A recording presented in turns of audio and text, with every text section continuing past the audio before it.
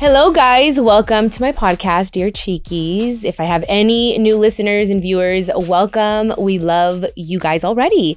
This is a podcast that is dedicated to questions. People submit their questions and ask me about anything: finances, love, my personal life, anything and everything under the sun, guys, and I answer them. So those of you that already know how this goes, let's kick it off. I hope you guys are all having an amazing day, and thank you so much for coming back to listen and to learn. I love you guys so much. Okay, so here we go. First question comes from my favorite, an anonymous listener. Hi, Chiquis. I just want to start off by saying that I'm a huge fan of you and your siblings. I truly admire the strength and unity that you guys possess, especially given under the circumstances that you guys have gone through and continue to go through. So just wanted to let you know. But my question for you is, me and my husband, who have been together for 6 years but just recently married in May, we've been having some issues, and it has to do with his job. So he works in outside sales, and part of his job is to build relationship with customers in order to get to know their business, so that therefore they can buy product. But in those moments where he is, building relationships, taking them out for lunch, they are drinking, and he is coming home drunk sometimes. And a lot of my argument is, he is getting home late and drunk, and his excuse is that he's working. I just want to know, am I overreacting?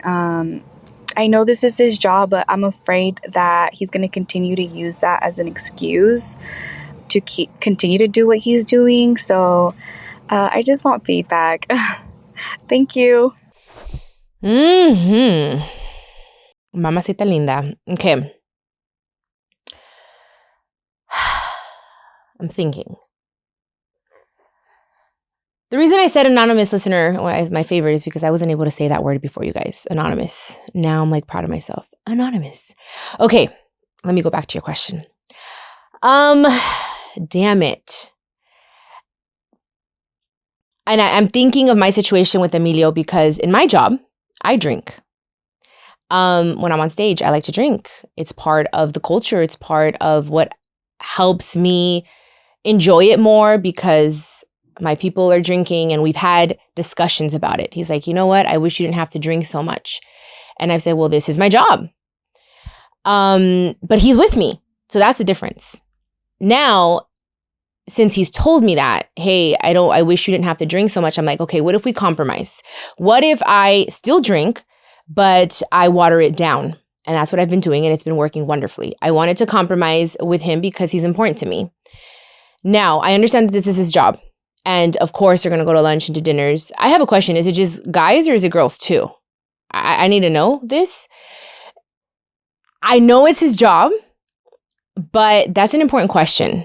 Even if it is dudes, alcohol can bring out, it does bring out the ugly side of us. So that's where he needs to be careful, because he can either make a deal or break a deal with his behavior. I think he needs to say, look, you can't tell him not to drink. I feel like when you start telling, no, you can't drink, they want to do it more. So you guys have to have a conversation and say, look, this is your job.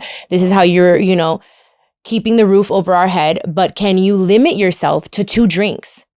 Can you please just do that for me, for our relationship, for your job?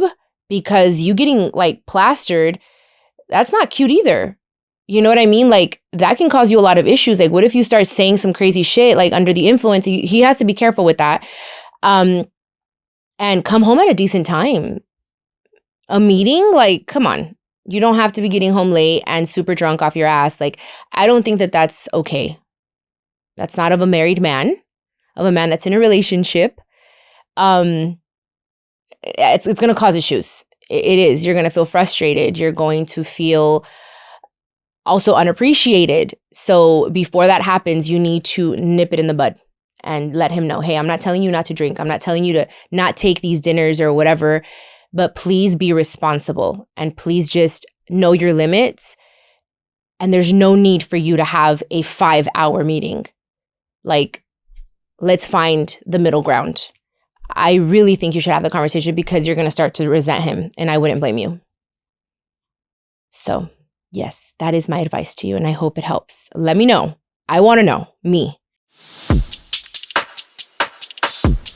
Okay, let's move on to the next question. Ericka. This comes from Ericka. Hello, Chiquis. I have a question for you. I've been married for about 17 years now. Me and my husband have the same similar backgrounds as you. Unfortunately, we both don't have our dads in our lives for the same reason. I have a question.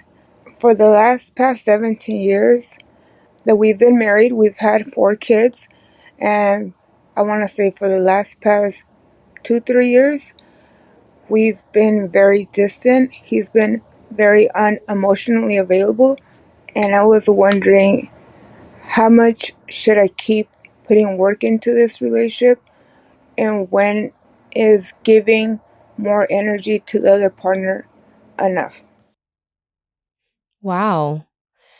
Damn. Ericka, this is tough because I can't necessarily tell you when. Like, it's something that you're going to feel, because in any relationship, when someone's giving more than the other person, you start feeling all kinds of things. Like I just told, our previous listener, you start growing resentment. You start feeling unappreciated. It feels very one-sided. Your heart starts going bankrupt, and that's not a good feeling. Been there. I know what that feels like. If he is emotionally unavailable, I don't think that something's wrong. But you got to check that a little bit. You know what I mean? Like, hey, I don't know if you've talked to him and let him know, I don't feel seen. I don't feel heard. I don't feel wanted. And if you want to continue this relationship, I need to feel all of these things. As a woman, all we want is for our man to make us feel secure. We want security. We want emotional stability. And if you don't have that, it's going to cause so much insecurity in you, so much doubt. It's just not nice. So I think it's been 17 years. It's not just, I'm going to walk away from the relationship. You guys have children. Like, it's just not an easy decision. So I understand that. But you do have to remember, you're in this world and God gave you this life to be happy. And if you don't feel happy and loved and all these feelings that all humans need, he needs to be feeling these things too from you. It's not just one-sided. Then I don't see how it's going to work or how you're going to be able to be your best self for your children, for your future, for your job, for whatever it is that you're doing. Like, you need to feel loved. You need to feel whole. So only you can answer that question. Like, when is enough? I don't know, maybe give it like, okay, if he doesn't fix his shit after I have this conversation with him in 3 months, in 6 months, I'm walking out.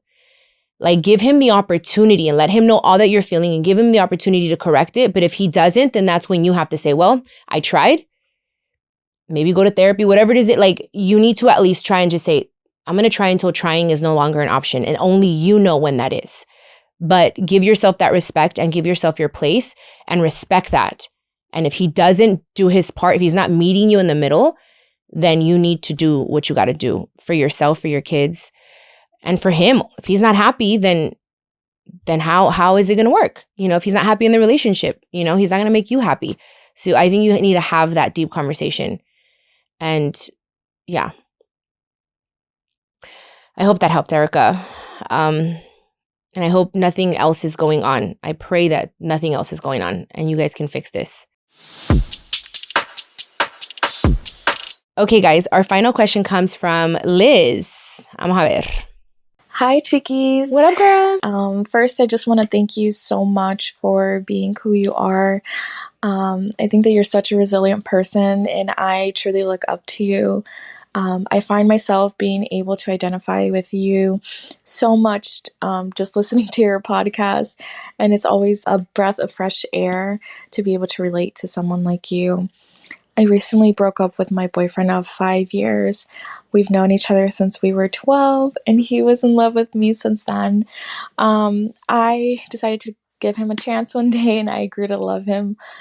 But unfortunately, I felt that we were on 2 different wavelengths. I was ready for marriage after 5 years, And although he said he was also, I just never felt that that was true.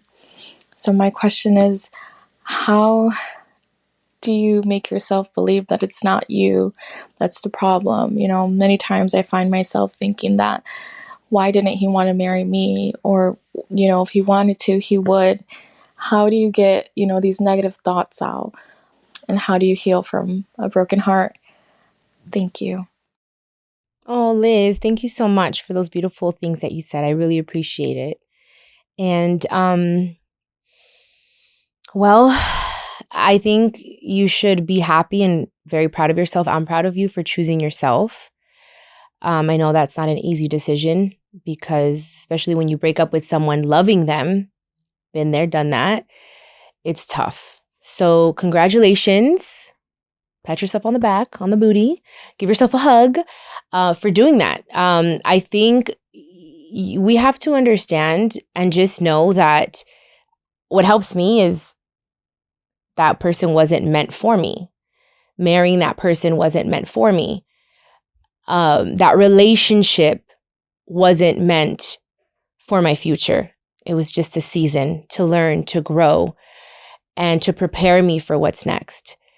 I think if he didn't show you with his actions that he wanted to marry you, then that's what it is. Maybe he wasn't ready. Maybe he has things that he's working through, and that's okay, you know? But you wanted marriage and you know what you want. So I think from now on, it's just really not necessarily what's wrong with you, but you can ask yourself like, hey, are there certain changes that I can make so that I don't attract this same situation or the same type of guy? That's what I did. And that was tough. I was like, okay, I'm going to be real honest with myself. And there were things that I hadn't noticed until that I was alone that I needed to change so that I could be a better partner. So only you know what those things are. And just thank God and thank destiny that, you know, you maybe even dodged a bullet. I mean, we don't know. You know, at the end of the day, I'm not saying this guy is a bad guy. It's just maybe he wasn't ready, and that's okay. But I think just thanking the universe and thanking God, like, okay, I'm going to trust your will for my life, and you will bring me the man that is for me. And you have to just trust that, you know? But yes, work on yourself. That always helps in every single way. And I hope I was able to help you all. Thank you guys so much. Thank you for tuning in to Dear Chiquis and coming back. And if, you know, all my new listeners and viewers, thank you. I hope that you enjoy Dear Chiquis and Chiquis and Chill on Mondays. I love you guys. And if you have a question, leave it at speakpipe.com/Chiquis and Chill podcast. Hasta luego. Kisses, hugs, and kisses, y'all. This is a production of iHeartRadio and My Cultura Podcast Network. Follow us on Instagram at My Cultura Podcasts and follow me, Chiquis, that's CHIQUIS. For more podcasts from iHeart, visit the iHeartRadio app, Apple Podcasts, or wherever you get your favorite shows.